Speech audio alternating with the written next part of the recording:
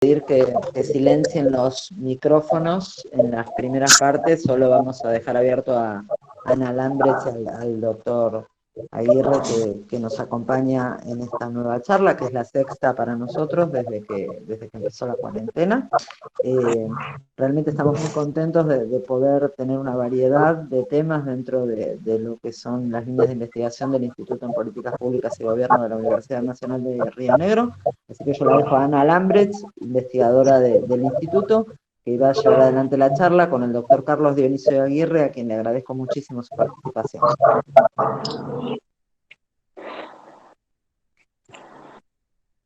Bueno, buenas tardes a todos, bienvenidos y gracias por sumarse a esta iniciativa que hemos tenido desde el instituto.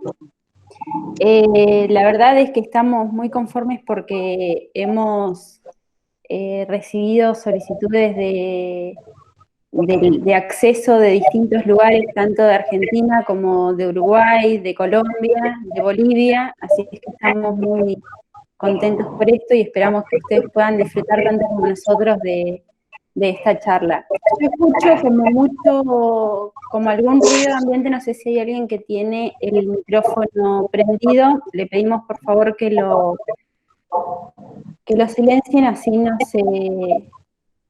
no interfiere en la charla y que todos puedan escuchar bien.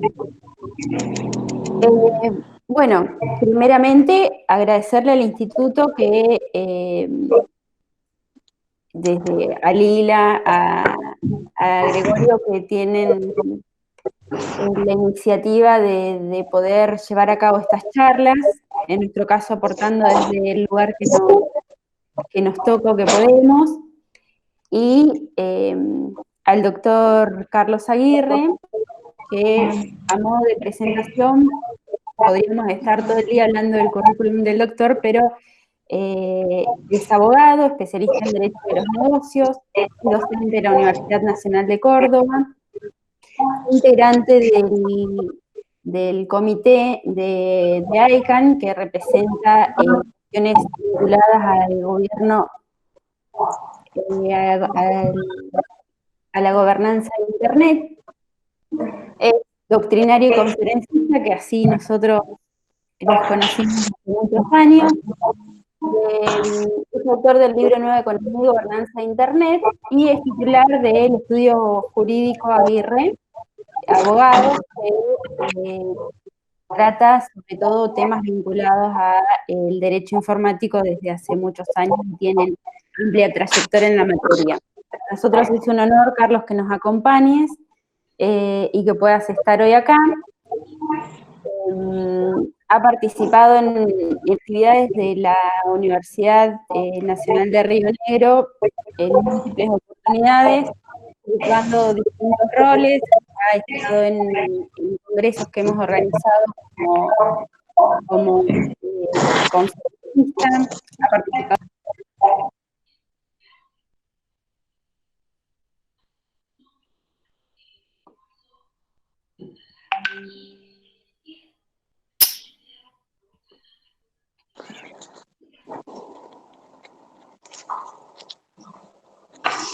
Anita, tenés el micrófono desactivado. Sí, bueno, o sea que estoy hablando hace media hora y no se escucha. Bueno, no sé, vuelvo a presentarte, ¿me están escuchando? ¿Ahora sí? Ok. Bueno, Hola, Ana. sí. Nosotros te escuchamos, ¿vos, Carlos, no la escuchabas? La última parte se le desactivó el micrófono. Ah, mira, bueno, listo. Me Bueno, muteo yo.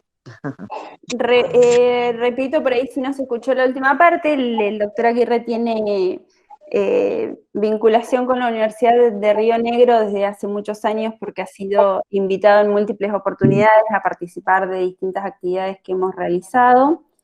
Así es que te agradecemos la amabilidad de estar hoy con nosotros charlando sobre estos temas que nos ocupan y nos preocupan, sobre todo tanto a los que investigamos sobre el tema como supongo que todos los que están hoy presentes están interesados en la materia, así que bueno.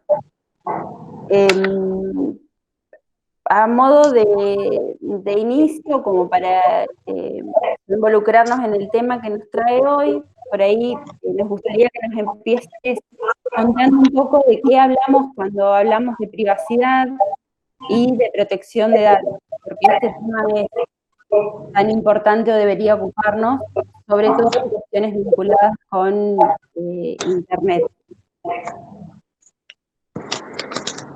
Bueno, hola, buenas tardes, ¿cómo les va? Mucho gusto. Gracias al Instituto de Investigación de Políticas Públicas y Gobierno de la Universidad de Río Negro. Gracias a su directora, Lili Lucchesi. Gracias a Ana Lambrecht. Me parece que no tendríamos que empezar así tan en seco, tan directamente. El tema de la privacidad y la protección de datos, sin lugar a dudas, se manifiesta en un contexto. Y antes de eso, me gustaría también presentarme un poquito, porque es importante que cada uno de las personas que están en el auditorio puedan saber desde dónde voy a hablar. Es cierto lo que decía Ana, de que soy abogado hace 30 años. Obviamente tengo mi estudio jurídico, trabajando, ejerzo la profesión en forma liberal, y durante muchos años, ya más de 20, trabajamos en la relación del derecho y la tecnología. Fundamentalmente, estoy muy metido en el tema de la gobernanza global de Internet, en la cual he participado durante muchísimos años, inclusive en comités que están dentro de la estructura del Gobierno Mundial de Internet, que es esta organización que Ana mencionaba, que es ICANN. ICANN, la Internet Corporation for Assigning Numbers and Names, la corporación de Internet que asigna nombres y números. Y he representado a los usuarios de América Latina y Caribe en 2 oportunidades, y posteriormente fui seleccionado por un comité de nominaciones para participar en la elaboración de regulaciones globales sobre nombres de dominios genéricos, un tema muy específico de la Internet, y tuve la suerte de participar en toda la generación de lo que hoy se llaman nuevos nombres de dominios genéricos, que conforman parte de lo que es hoy la nueva economía, la economía digital, la economía de Internet. Otro de los temas que yo abordo, porque hace 16 años estamos a cargo de un módulo opcional dentro de la carrera de abogacía de la Facultad de Derecho, que se llama Economía y Derecho en Internet, es justamente el tema de la nueva economía, justamente el tema de la economía digital, la economía de Internet, la economía en este ámbito virtual de lo digital, ¿no? Bueno, en esa trayectoria he recorrido muchísimos lugares, he visitado por suerte Viedma en varias oportunidades, y la verdad que siempre me han atendido muy bien, así que muy agradecido. Como te decía, me parece que no podemos entrar de pronto tan en seco. Yo creo que hay un contexto que debemos individualizar para empezar a hablar de estos temas que a ustedes les interesa, que a nosotros nos interesa, que a mucha gente les preocupa, que es el tema de la privacidad y la protección de datos. Y todo esto tiene que ver con la evolución de los medios digitales. Si bien esto no es un tema nuevo, porque ya estuvo en la Declaración Universal de los Derechos del Hombre desde 1948, con la aparición de Internet, con esta revolución tecnológica que significó poder estar en todos lados sin moverte de tu casa, a partir de contar con la Internet, y con la evolución enorme y explosiva de los medios digitales. Hoy estos temas obviamente se transforman en temas muchísimo más importantes, con una connotación muchísimo más seria, y en algunos casos, cuando son violados, se transforma en una cuestión grave porque puede llegar a ocasionar un daño enorme a el titular de los datos, ¿no? Bueno,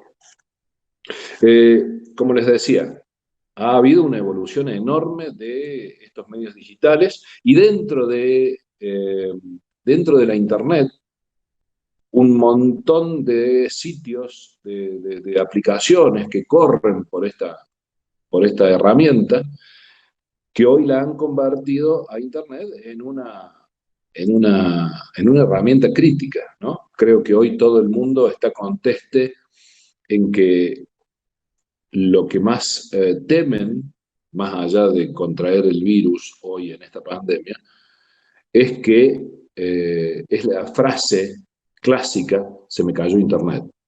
Eso creo que lo que te genera hoy una situación de angustia y de nervios,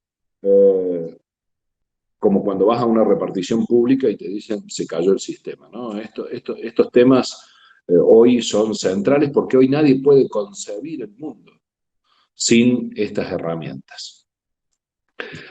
Y esta evolución de vuelta de los medios digitales, esta situación que vivimos a partir de la conexión a Internet y el crecimiento explosivo y recurrente de actualizaciones, de nuevos dispositivos, porque en muy poco tiempo ustedes han pasado desde la computadora arriba del escritorio hasta hoy los dispositivos móviles, los smartphones, que hoy prácticamente se constituyen en una extensión de nuestro cuerpo.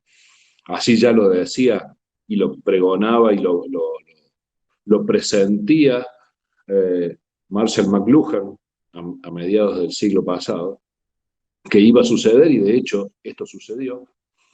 Y esto hoy genera, no solamente hoy digo en la pandemia, sino antes de la pandemia, había ya generado una hiperconectividad. Es decir, todo el mundo enganchado, subido, colgado, surfeando en Internet.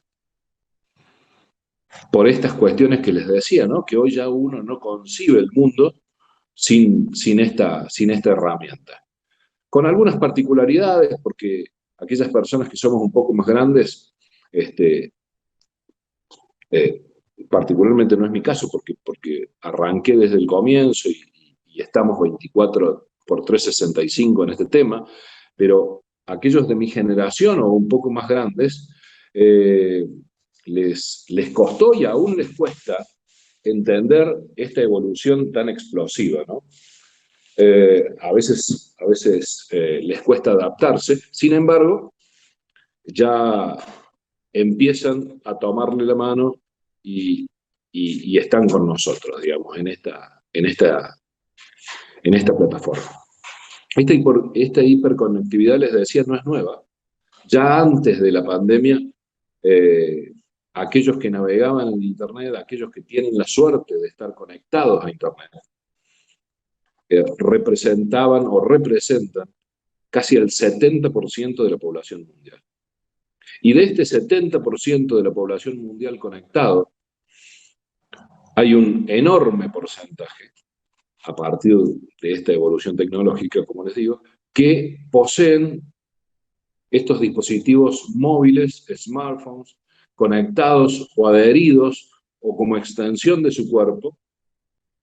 Y esta hiperconectividad tiene mucho que ver con las redes sociales. Está ligada esta hiperconectividad a las redes sociales. Quiero hacer esta introducción porque por donde mayormente circula el tema de nuestros datos y el tema donde se expone mayormente nuestra privacidad es justamente en las redes sociales. Y estas redes sociales están conectadas o están ligadas absolutamente a este fenómeno de hiperconectividad, que además genera otras palabras nuevas, otras situaciones nuevas, como por ejemplo infodemia, que ya si tenemos tiempo después lo explicamos, y que, como les digo, forman este enorme contexto donde vamos a tratar de desarrollar estas preguntas que me formulaba Ana recién. Les decía, de todos aquellos que hoy tienen estos dispositivos, que cuentan con estos dispositivos, teléfonos celulares inteligentes, el 98% está conectado a las redes sociales. Con una pequeña diferencia entre hombres y mujeres. Hay más mujeres conectadas a las redes sociales que hombres, pero fíjense ustedes que de la enorme cantidad de dispositivos móviles, el 98%, y este es un número significativo, está conectado a las redes sociales. Es decir, que todos aquellos, o prácticamente todos aquellos, que navegamos en Internet, estamos arriba de alguna de las redes sociales, ya sea WhatsApp, Facebook, Instagram, ahora Twitter, el que sea. Y esto es un fenómeno de esta sociedad de la información, de esta cuarta revolución, de esta era de la tecnología, de esta era de la información o del conocimiento, según qué autor ustedes elijan. Y a partir de eso, entonces, digo, nosotros vamos a, en esta hiperconectividad que hoy, perdón, quería darles otro dato. Esta hiperconectividad ha generado que nosotros estemos absolutamente metidos, pendientes también de nuestros seguidores. Cuando nos subimos a una red social, inmediatamente estamos pendientes de cuántos followers, cuántos likes nos dan a cada uno de los posteos que hacemos, de las fotos que hacemos. Esto también está dentro del contexto, ¿no?, que les quería contar. Y a partir de toda esta situación que describimos rápidamente, porque la idea es hacer un paneo general y después que ustedes tengan la posibilidad de hacer algunas preguntas. Digo, en esta plataforma de Internet encontramos un montón de ventajas.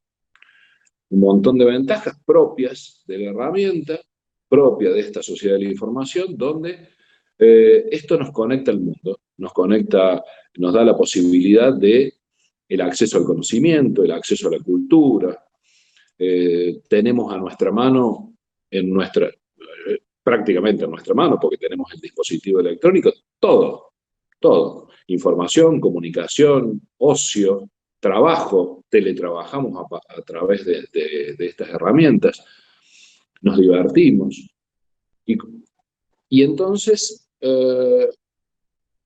esto hace que estemos insertos, inmersos en un mundo virtual, en un mundo parecido, pero diferente al de la realidad tangible. Y esto quiero remarcarlo bien, porque por ahí, aquellos que hablamos de derecho informático,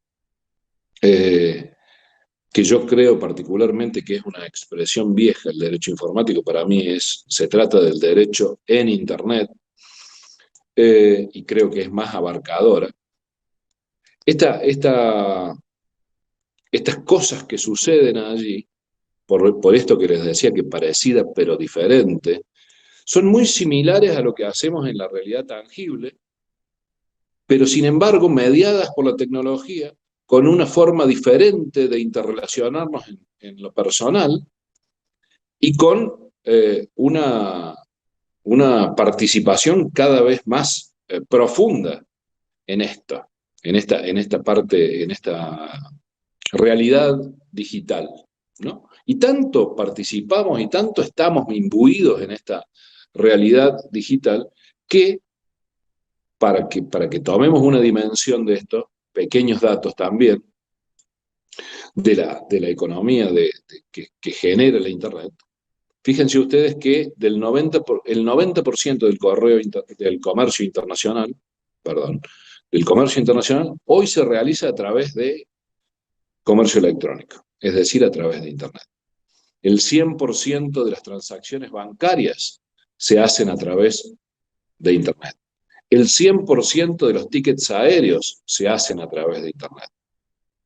El 100% de la venta de dominios de Internet se hace a través de Internet. Y esos son solo algunos datos. El comercio electrónico crece exponencialmente todos los años en todos los países.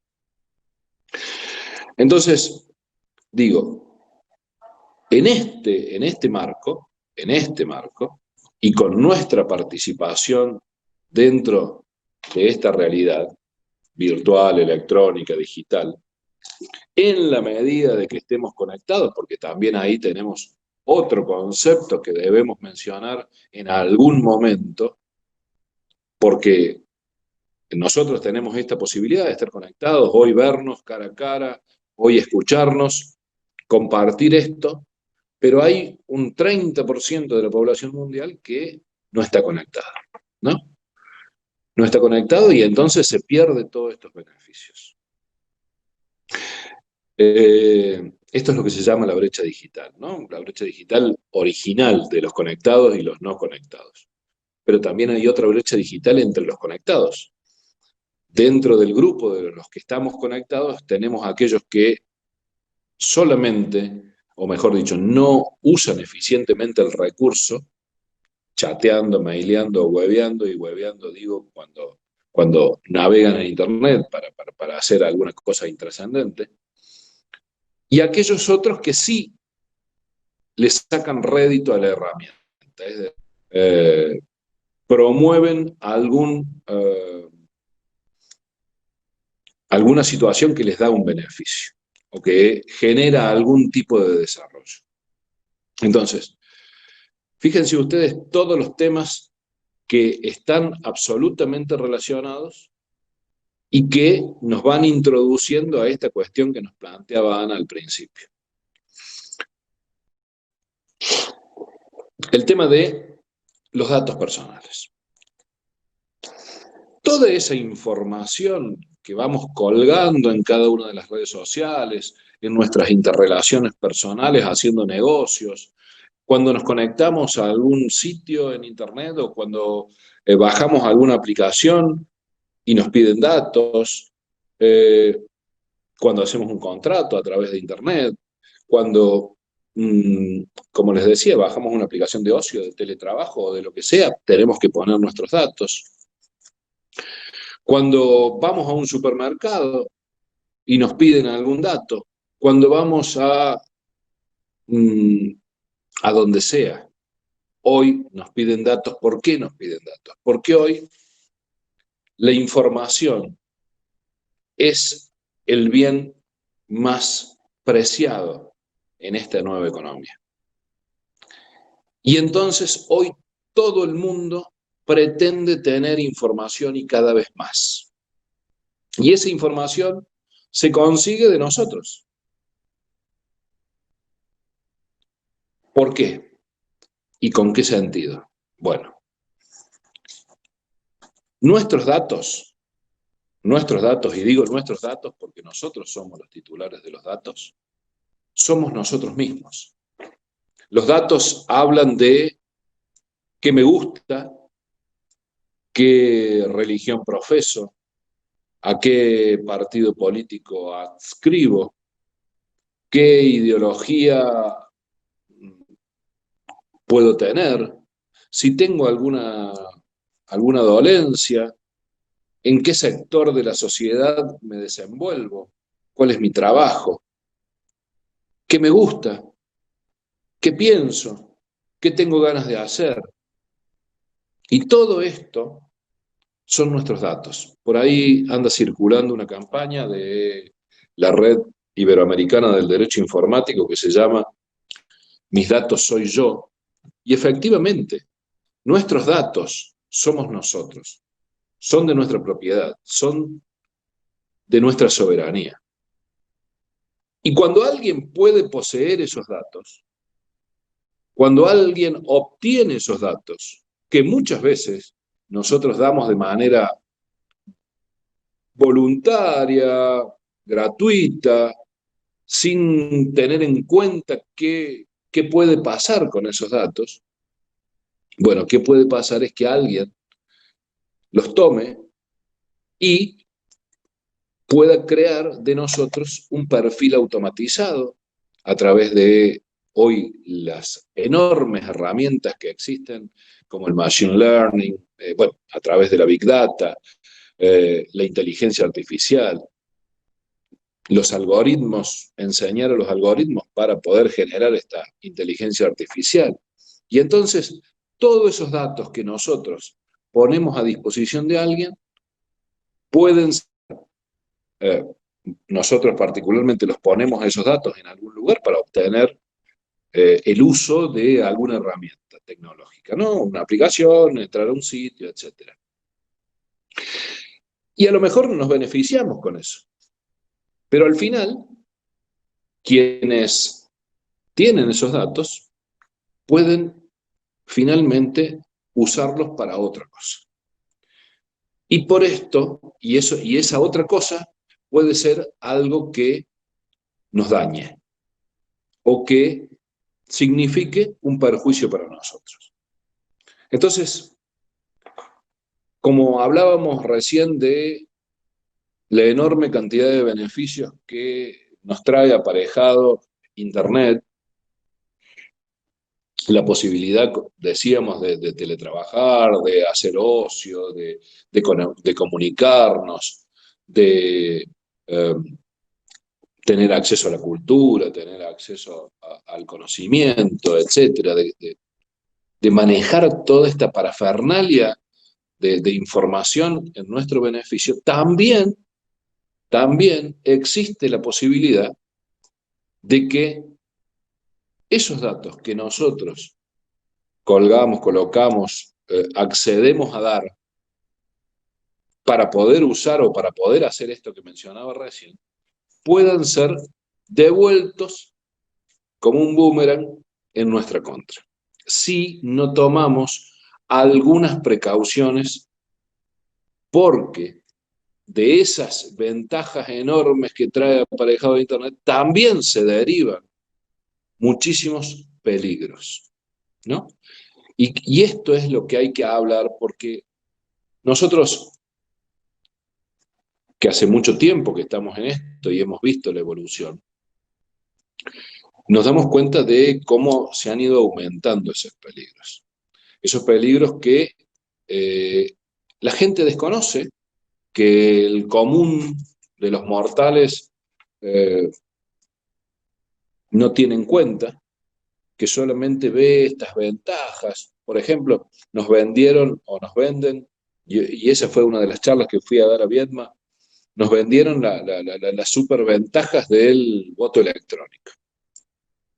Y a la vuelta nos dábamos cuenta que sí, podía ser un poquito más rápido, pero también traía aparejado que el secreto del voto no era tal, es decir, se violaba uno de los principios, que tampoco era universal el voto, porque el voto electrónico no permite la auditoría por cualquiera. Entonces, digo, por ahí nos venden cosas que a la vuelta no son tales.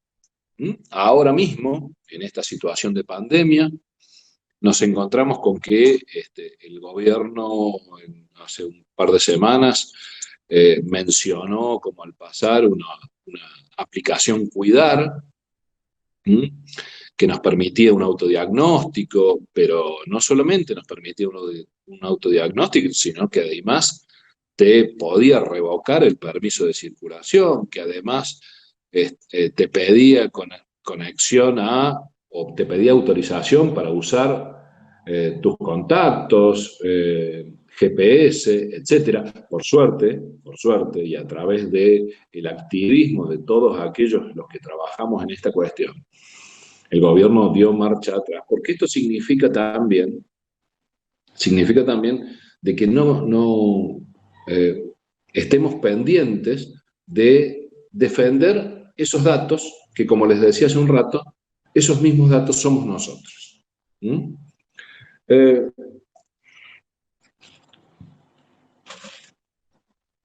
Vamos hasta ahí un poquito y seguimos. Esos datos debemos protegerlos. Debemos protegerlos. Desde hace un buen tiempo, esto se tomó en cuenta. Empiezan a aparecer leyes de protección de datos. En nuestro país tenemos la 25326, que es la Ley de Protección de Datos del año 2000. Les cuento que ya en el 2003 o 2004, no me acuerdo, ha pasado algún tiempo, el mismo gobierno en aquel momento no respetó esa ley que ya estaba promulgada y vigente, y hubo un caso muy sonado del Banco Nación con IBM, y después también otro que hacía que los casos del proceso, de la época del proceso, sean resguardados o backupeados por un tercero que también resultó ser IBM. Y fíjense ustedes que esto es algo que no lo permitía o no lo autorizaba esta ley de protección de datos en aquel momento vigente. Y en aquel momento pedimos que, obviamente, saltara el ministro, saltara el secretario o el director de la Dirección Nacional de Protección de Datos, que dependía del Ministerio de Justicia. Y finalmente quien salta es, obviamente, el fusible, el eslabón más débil de la cadena, que fue el encargado de sistemas del Ministerio de Justicia. Digo, si tenemos que protegernos de alguien, obviamente de nuestros pares, pero quien debe protegernos y a veces vulnera estos derechos, avanza sobre nuestros datos, es el propio gobierno. Ejemplos hay un montón. Inclusive se ha creado una sentencia que se ha popularizado y que dice que si pueden espiarte con tus datos, te van a espiar. Y esto hoy ustedes habrán escuchado de esta aplicación Cuidar, como yo les decía, el tema del ciberpatrullaje que se hizo muy popular en la última etapa del gobierno anterior y ahora por dichos de la propia ministra, y en cada una de las provincias está sucediendo esto. Digo, y nosotros tenemos que resguardar estos datos porque son parte de nuestra soberanía. Y ahí es donde nosotros tenemos que saber, conocer, y por eso es que intentamos nosotros desde hace muchísimo tiempo informar sobre esto, evangelizar sobre esto.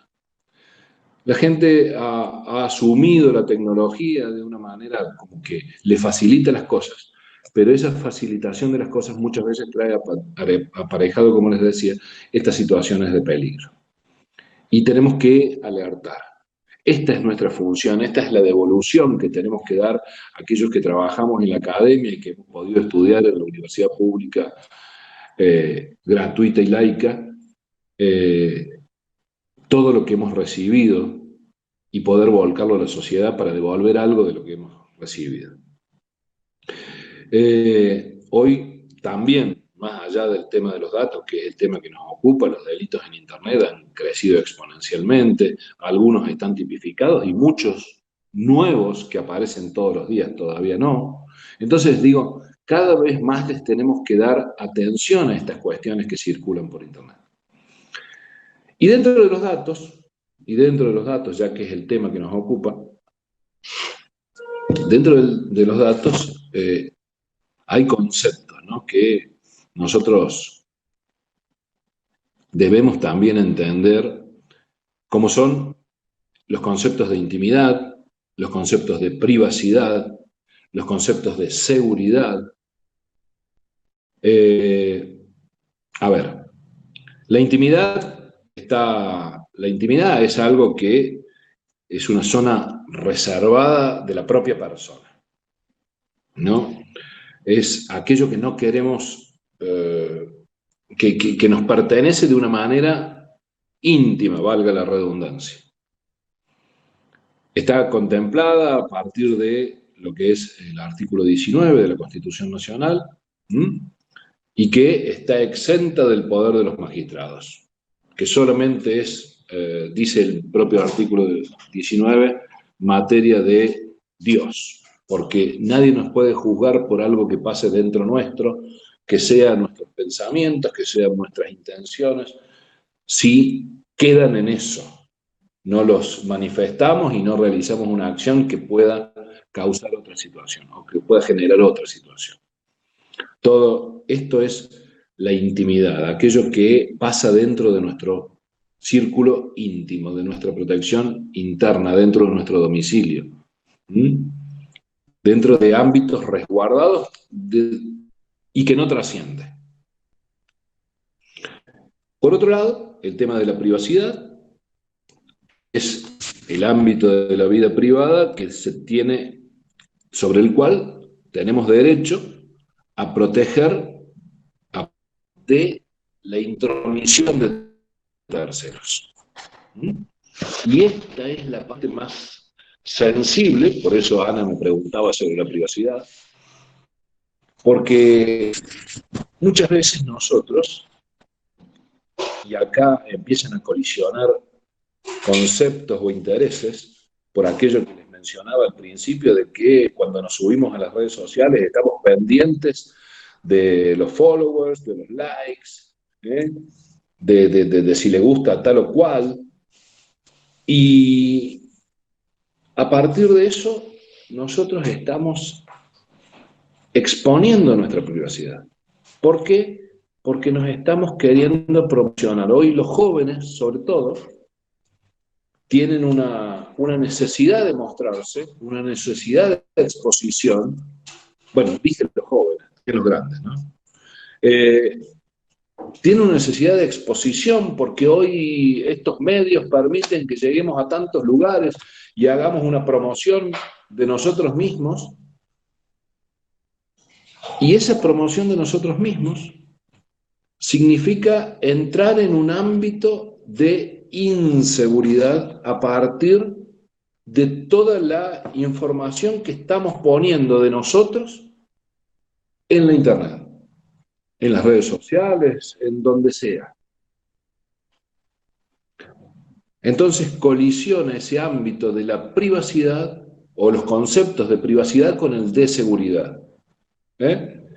La privacidad es, como les decía, todo ese ámbito de nuestra vida donde nosotros no dejamos que otro se entrometa, pero fíjate vos que nosotros podemos dar esos datos que pertenecen a nuestra privacidad y ponerlos en una red social. Y encima en una red social donde dejamos abierta al público. Por eso a veces recomendamos que cuando ustedes usen redes sociales no la dejen abierta al público, sino la limiten a través de las herramientas de ajuste que tienen las propias herramientas a los amigos. Amigos, otro concepto que tampoco es igual en la realidad de Internet que en la realidad de lo tangible, ¿no? En la realidad de lo presencial, de lo cara a cara. Esta intimidad muchas veces la exponemos a partir de esa necesidad de figurar, de estar, de que nos reconozcan. E inclusive esto de,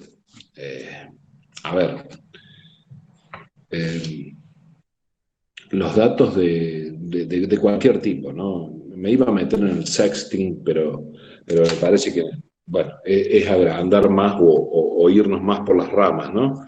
Pero digo, hoy estamos repartiendo datos por doquier. Y con esos datos que ponemos en cualquier lado, estamos dando la posibilidad a aquellos que receptan estos datos, si es que no hemos tomado la precaución, y ya les voy a contar cuáles son las precauciones, si es que no hemos tomado las precauciones, digo, de que aquellos que toman nuestros datos, que recogen nuestros datos, puedan usarlos, puedan cederlos, puedan almacenarlos, puedan tratarlos, puedan con esos datos crear perfiles automatizados nuestros, que inclusive pueden, a la vuelta, a través de lo que este otro concepto que les decía, infodemia, que genera la fake news, las noticias falsas, la desinformación, la cantidad enorme de información que genera desinformación. Esos datos son tratados, pueden inclusive inducirnos a votar de una manera diferente a la que pensábamos hacerlo en un principio, porque nos inducen a través de noticias falsas, a través de mecanismos psicológicos en la red para poder modificar nuestra estructura de selección, de elección. Inclusive, esto no es nuevo tampoco, con esos mismos datos, porque cuando entramos a las aplicaciones, estas aplicaciones nos piden que nosotros les cedamos el uso de nuestro micrófono, de nuestra cámara, de nuestros datos, de nuestros contactos, de nuestras llamadas, con quién nos relacionamos. Y entonces todo esto puede hacer que a la vuelta también nos vendan productos que no queríamos comprar, nos generen una necesidad que nosotros no teníamos.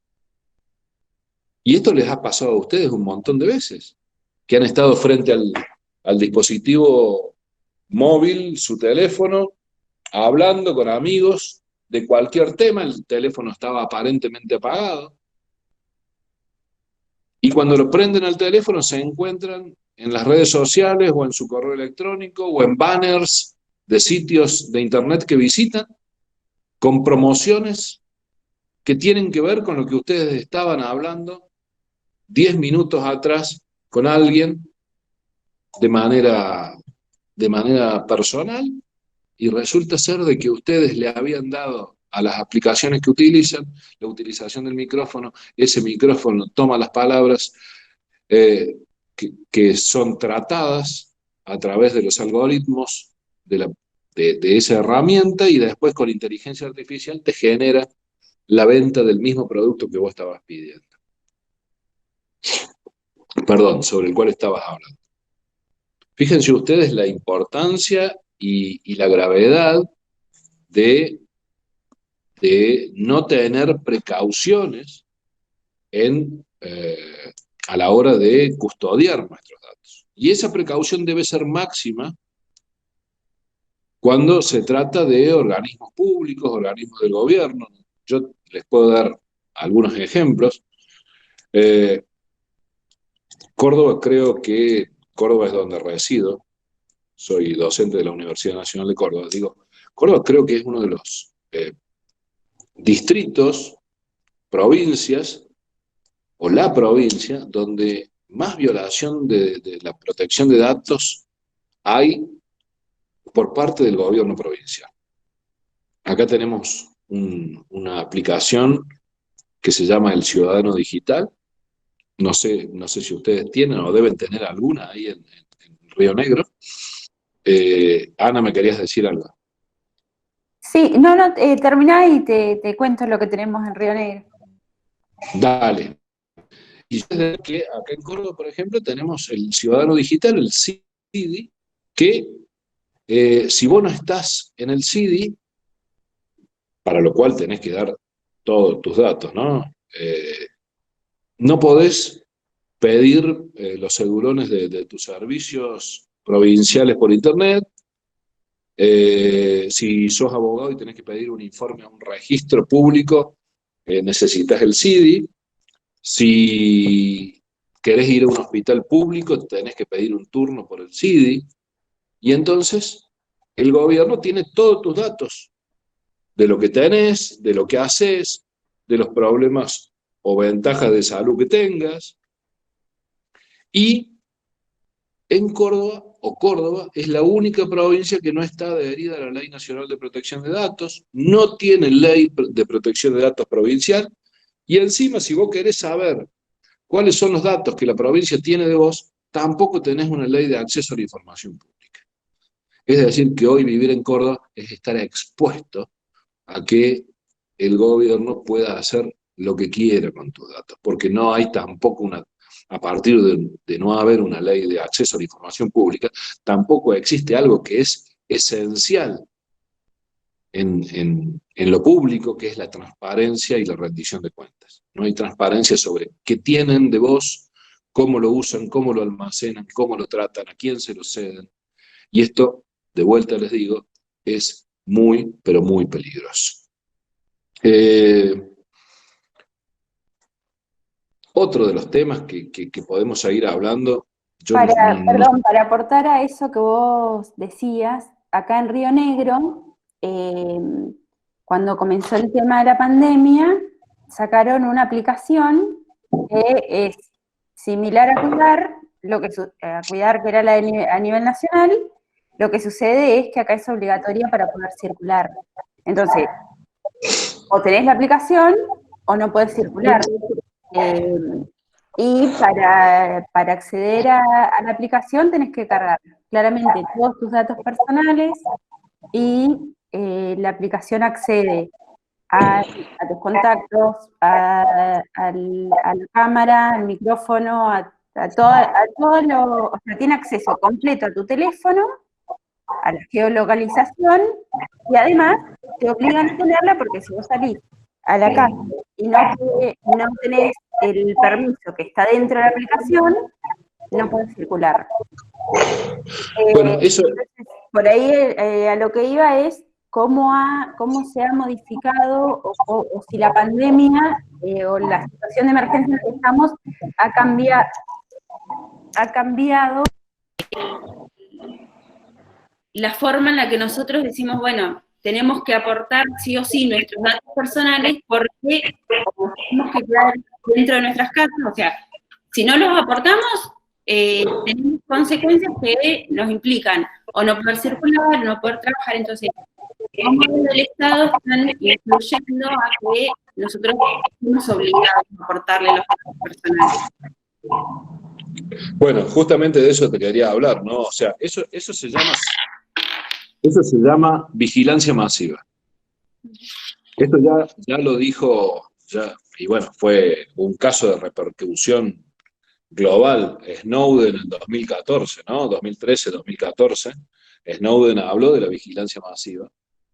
Y esto es lo que están haciendo hoy a través de estas aplicaciones. Y fíjense ustedes, esto es claramente una violación de derechos humanos. ¿Por qué? Porque más allá de que la Ley de Protección de Datos Personales autorice para el caso de cuando se recabe para el ejercicio de funciones propias del Estado o en virtud de una obligación legal, entraría dentro del inciso B del artículo 5 de la Ley de Protección de Datos. Es decir, estamos en una situación de crisis, estamos en una situación de pandemia, tenemos que custodiar nuestra salud, y esto es responsabilidad del Estado, sin lugar a dudas. Los derechos humanos no son regresivos, es decir, un derecho no puede ir en detrimento de otro derecho humano. Y aquí, particularmente, estamos sufriendo el seguimiento, porque fíjense ustedes, hasta pueden estigmatizarnos o discriminarnos con este seguimiento que se hace, y nosotros, y encima la hacen obligatoria, es decir, no sé si existe la comunicación de qué son los permisos que te están pidiendo, si hay transparencia en eso, si hay transparencia en a quién se los ceden esos datos, cuánto tiempo van a durar esos datos, si los van a eliminar después de la pandemia. Porque también la Ley de Protección de Datos pide de que si se toman datos de salud deben ser anonimizados, es decir, que no se relacione, que se tomen para cuestiones estadísticas, pero no con el nombre de la persona, para que esta persona no sufra esta posibilidad de ser segregado a partir de esos datos de salud. Entonces, digo, tenemos que tener muy en cuenta esto, ¿no? Yo no sé cómo están trabajando allí los activistas dentro de Río Negro, pero por lo menos pedir la transparencia de estas aplicaciones que se usan, que imponen los gobiernos, y que no vayan en detrimento de otros derechos humanos. El derecho a la libertad de expresión, el derecho a transitar, a trabajar, a no ser expuesto, esos datos que pueden ser luego dañosos si se exponen. Entonces, estas son las cuestiones que nosotros queremos remarcar, ¿no? Y acá tenemos otro tema, y perdón que dé muchas vueltas, porque me parece que está todo tan relacionado. Acá tenemos que los abogados, que somos aquellos que debemos saber de estas cuestiones, el 90% de los abogados no tienen la más pálida idea de todas estas cuestiones que tienen que ver con la tecnología. Segundo, los informáticos, que son los que hacen estas aplicaciones, tampoco tienen la más pálida idea de lo que es el derecho. Y entonces los informáticos hacen, los abogados no saben, la mayoría, los legisladores que aprueban estas cosas, que yo siempre digo que son los que tienen la obligación de saber y tampoco saben, aprueban, y la mayoría de los jueces, por suerte esto se está revirtiendo, la mayoría de los jueces hoy aplican normativas también con la obligación de saber y sin saber. Entonces, yo utilizo la expresión, los jueces hoy en nuestro derecho argentino tienen la obligación de fallar de las causas que sean llevadas a su jurisdicción. Tienen la obligación de hacerlo. Pero los jueces no están fallando. Los jueces yerran en vez de fallar. Porque tienen ese gran drama de que siguen con el derecho tradicional sin tener en cuenta toda esta parafernalia de situaciones nuevas, de una sociedad nueva, de cambios enormes, y no los tienen en consideración. Entonces, digo, estos son los temas que tienen que ver con nuestros datos, con la privacidad, con el tema de proteger nuestros derechos humanos. Y esto tiene que ver también con el conocimiento, con la capacitación, con la difusión que debemos hacer desde estos lugares, ¿no? Desde las universidades públicas, desde los organismos dentro de las universidades públicas, como el de ustedes, este Instituto de Políticas Públicas, y Gobierno. Fíjense ustedes el nombre, ¿no? Políticas Públicas y Gobierno. Y enseñarle a aquellos que son funcionarios que tienen que conocer de estos temas, porque no se pueden doblegar o no se pueden violar derechos de los ciudadanos por no saber, cuando uno tiene la obligación de saber. Por ahí, otra de las cuestiones, sumado a esto que decís, es el tema del ciberpatrullaje, que nos dicen, bueno, estamos detectando el humor social para ver cómo están dentro de esta emergencia. Y eso también se contrapone con, más allá de las cuestiones de privacidad, con una violación claramente al derecho de libertad de expresión, ¿no? Hablando de derechos que se violan sistemáticamente, por ahí, con la situación de crisis en la que estamos, no estamos siendo muy conscientes de lo que nos dicen y lo dejamos, como lo tomamos como al pasar. Sí, absolutamente. La libertad de expresión, que es uno de los derechos humanos, como también esto que hablábamos hace un rato, ¿no? El tema de poder acceder a Internet, porque están tan preocupados por traquear nuestros movimientos, o poder controlar este humor social, o poder controlar nuestra libertad de expresión, pero no están tan preocupados a veces por darnos la conectividad, el acceso a Internet, que es otro derecho humano, y usando malamente esa esa conectividad que algunos poseemos nos obligan a introducirnos en algunas aplicaciones con efectos que no sabemos porque no hay la transparencia y luego no existe la rendición de cuentas de qué se hizo con esos datos. Creo que yo, para terminar, porque esto se ha hecho un monólogo y me encantaría que hubiera preguntas, me parece que tenemos que tener mucha consideración de estos temas, debemos profundizar, debemos desde los sectores que tenemos la obligación evangelizar, difundir, dar conocimientos, este tipo de charlas, cursos, seminarios, charlas a través de estos mecanismos, dan la habilidad de que mucha más gente sepa y mucha más gente pueda entonces resguardar sus datos, resguardar sus derechos, porque es absolutamente necesario para que una vida digna y con derechos humanos que están consagrados hace muchísimo tiempo, que, como les decía hace un ratito, esos derechos humanos no son regresivos. El ejercicio de uno no puede ser en detrimento de otro. Están para que gocemos plenamente a todos. Yo espero haber sido más o menos claro y espero las preguntas, Ana. Sí, te voy diciendo acá en el chat, Paul Dani pregunta si tenés datos de brecha digital en Argentina. Sí, bueno, la brecha digital en Argentina es, a ver, el tema es el siguiente. El INDEC recién el año pasado empezó a tomar, a hacer estadísticas sobre estas cuestiones, ¿no? Y hay algunas provincias que no se han adherido a aportar esos datos, así que no es confiable estos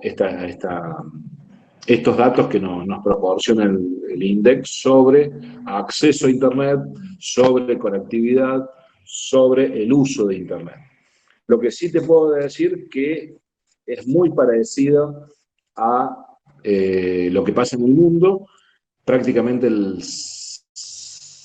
casi el 70, no llega al 70, pero casi el 70% de la población tiene acceso a Internet. Obviamente hay poblaciones rurales, poblaciones marginales, sectores que todavía no tienen este acceso y bueno, esto es lo que yo creo que debería promoverse, ¿no? Las estadísticas que hoy promueve el INDEC, que hoy proporciona el INDEC, perdón, no son fiables por esta razón que te digo, que recién el año pasado empezaron a colectar datos y que todavía hay provincias que no brindan esos datos, así que no son precisas, pero de las cámaras de Internet podemos sacar que es más o menos parecido a lo que pasa en todo el mundo. Un 70% de la población, o casi, no llega al 70%, está conectada a Internet. Tenemos otra de Carlina, que pregunta si Córdoba no está adherida a la Ley de Protección de Datos Personales, ¿cuál es la normativa que rige?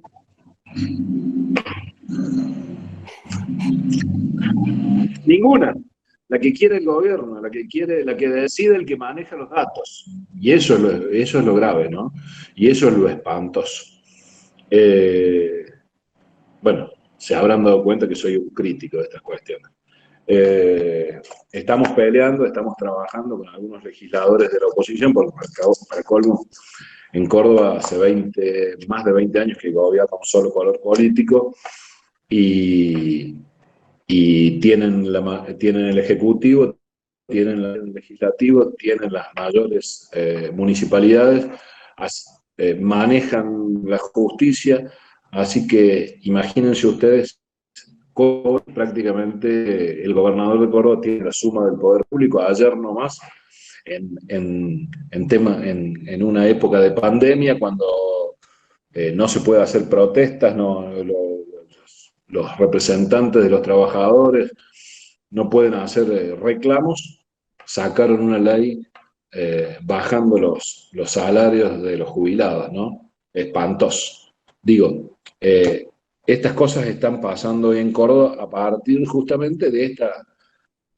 esta suma del poder público, no lo tomen tal cual, pero hoy el gobierno de Córdoba sí obtenido en elecciones, con votos, todo, pero hoy manejan malamente estos datos y quién sabe qué hacen, no lo sabemos, por eso se está trabajando. Decirles, en los 20 años he presentado 2 proyectos que nunca alcanzaron estado parlamentario, ni siquiera le dieron bolilla, para generar o para crear una dirección provincial de protección de datos y la adhesión a la ley nacional. Hasta ahora no se consigue. Córdoba es de las, no sé si es la única, pero es de las pocas provincias que no adhirió a la ley de protección de datos. Porque en el caso, preguntaba qué ley rige en Río Negro, en el caso de Río Negro sí está adherido a la Ley Nacional de Protección de Datos. La tenemos a Natalia, que pidió la palabra, así es que Natalia, ¿estás ahí? Ahí. Sí, Bueno. ahí me pongo visible, gracias Ana. Y bueno, muchísimas gracias por la charla, súper interesante. Yo también trabajo con temas de datos y también de información, y parto antes de hacer la pregunta, de decir que bueno, nosotros justamente desde los espacios académicos del año pasado estuvimos bastante en contra de la... Disculpa, Natalia. Carlos, ¿vos podrás silenciar tu micrófono porque me parece que es el que se acopla o no? Ahí. Sí, ahí está mejor. Ay, Sí. perdón, sí, igual acá en mi casa también hay bastante ruido. Voy a tratar de que no se filtre. Bueno, estuvimos el año pasado con un grupo muy grande desde las universidades, tratando de solicitar al INDEC que se retirara el campo del documento de identidad del censo, ¿no? En las pruebas del censo se había incluido un dato del DNI que nos resultaba realmente muy perjudicial, en la misma línea de lo que Carlos está exponiendo, ¿no? Eso significa generar sistemas registrales totalmente integrados, y que además desde mi óptica, incluyendo, coincidiendo perfectamente con lo que se planteó, están contrarios a la Ley de Protección de Datos Personales, porque son datos que se recolectan y el uso que se les va a dar no es el mismo fin para el cual se los recolectó, probablemente, ¿no? Pero del mismo modo, y también trabajando muchos con datos y hacia la política pública, nos encontramos del otro lado con la ausencia de datos, y con que se produce, hay un americano, creo que se llama, no sé si tengo el nombre por acá, que sacó una nota que a mí me pareció muy interesante, que decía, bueno, en las ciencias sociales, siempre fueron criticadas las ciencias sociales por no contar con datos para la toma de decisión.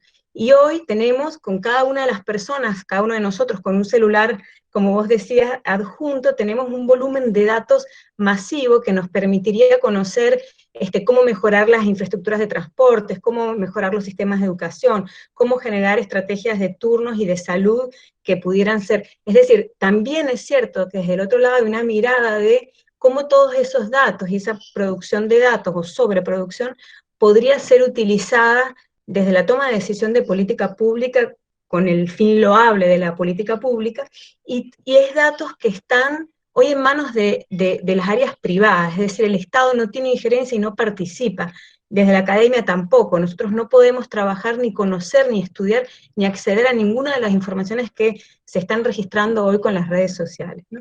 Entonces un poco preguntarte cómo salvar esa tensión. Yo que trabajo desde las dos partes, me encuentro continuamente en esa tensión, porque me interesa generar datos para la toma de política pública, pero efectivamente uno quiere siempre limitar las estrategias de control social en manos de actores. Así que bueno, no sé si hay una solución al respecto, pero bueno, sí plantear este dilema.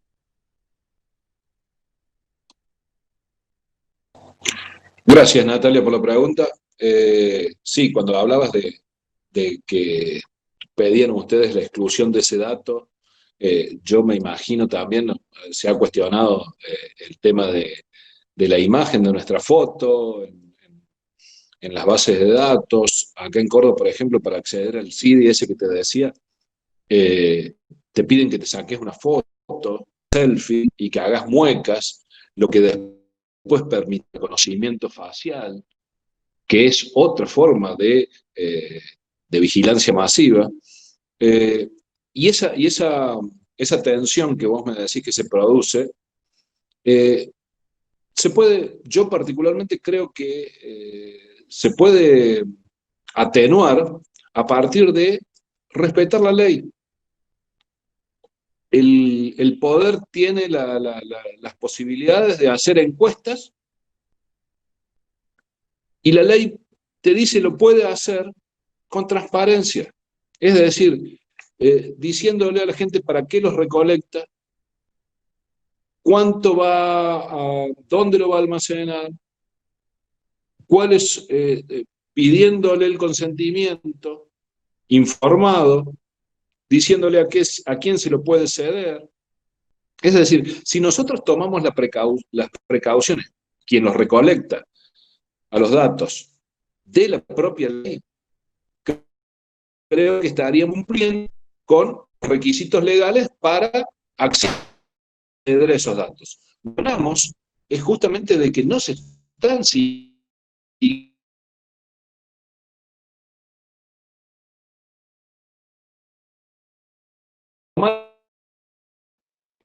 esa Carlos, transparencia necesaria para que cada uno de los ciudadanos... Sí, no, se había cortado, pero ya está, ya. perdón. Se había cortado, pero ya estamos bien.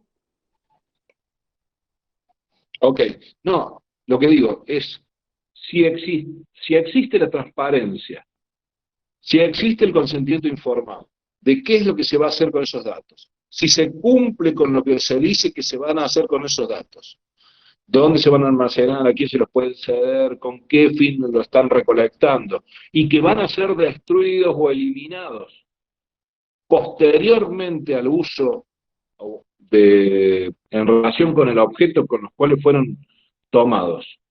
Y siguiendo el precepto que también marca la ley de la anonimización de esos datos, desconectando a la persona que no sea individualizada, bueno, con esos requisitos me parece que se elimina esa tensión porque se está respetando la ley. Justamente este es el objetivo que tiene la ley, que satisfacer esto que vos planteabas, Natalia, ¿no? Teniendo la posibilidad de obtener esos datos, pero que esos datos respeten la ley. Tomemos los datos, pero respetando la ley, con transparencia y rendición de cuentas. De esa manera me parece que estaríamos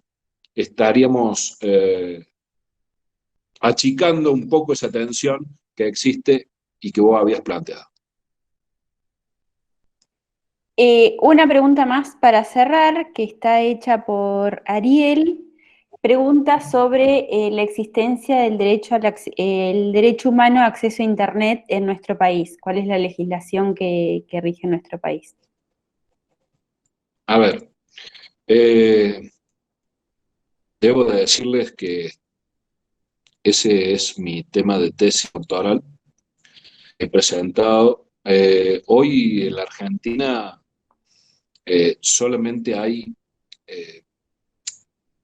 la cuestión de los convenios internacionales o declaraciones internacionales que son tomadas como derechos por nuestra Constitución, ¿no? Que son tomadas con rango constitucional. Hoy no hay una legislación que lo reconozca como tal en la Argentina. Hay muchas legislaciones que van en ese camino, pero tampoco es unánime a nivel global. Hay países que no... hay declaraciones de la Secretaría General de Naciones Unidas que lo plantean, también a nivel regional de América Latina, pero hay países que tienen otra ideología, para nosotros autoritarios, como China, Rusia, Irán, etcétera, Corea del Norte, que no han dado la unanimidad a este reconocimiento que se hace desde la mayoría de las naciones. Hoy en Argentina no podemos darle ese rango constitucional por lo que no es unánime a nivel global. Entonces, si bien hay hay una conciencia en este sentido, todavía no hay una regulación que permita imponer esto, ¿no? De que tengamos ese derecho a estar conectados. Y muchas veces ese derecho humano a estar conectados para poder acceder al conocimiento, a la cultura, tal cual reza la Declaración Universal de los Derechos Humanos, se hace imposible porque no hay sectores donde la Internet no llega o las posibilidades económicas de algunos no alcanzan, y muchos hacen política con esto, promocionando lugares de free Internet, Internet para todos, y la verdad es que eso no sucede. Bueno, Carlos, primero te agradezco a vos, tanto personalmente, y hablo en nombre del instituto también, por haber tenido la movilidad de estar con nosotros hoy. Después le paso la palabra a Lila para que haga un cierre, pero bueno, les agradezco a todos los que han participado, que se han mantenido durante un rato más de lo que estaba previsto. Así es que bueno, gracias a todos y esperamos contar con ustedes en próximos encuentros. Lila, ¿estás por ahí?